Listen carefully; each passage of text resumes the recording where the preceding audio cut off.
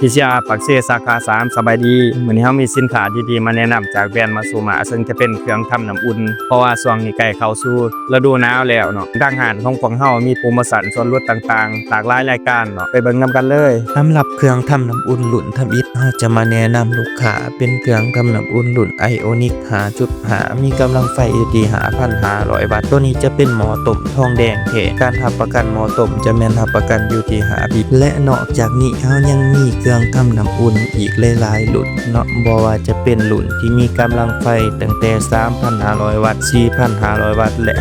5,500 วัตต์เครื่องทำน้ำอุ่นแบรนด์มาซุมะแม่นได้นำเข้ามาจากประเทศไทยซึ่งผลิตมาจากวัสดุที่มีคุณภาพสูงมีความแข็งแรงทนทานเครื่องทำน้ำอุ่นแบรนด์มาซุมะแม่นเฮารับประกันระบบไฟภายในให้1 ปีเต็มและยังรับประกันหม้อต้มให้อีก5 ปีเมื่อลูกค้าซื้อไปแล้วตัวเครื่องมีปัญหาแม่นสามารถเอาเข้ามาซ่อมแปลงได้ที่ TCR สาขา3ของพวกเฮาได้ฟรี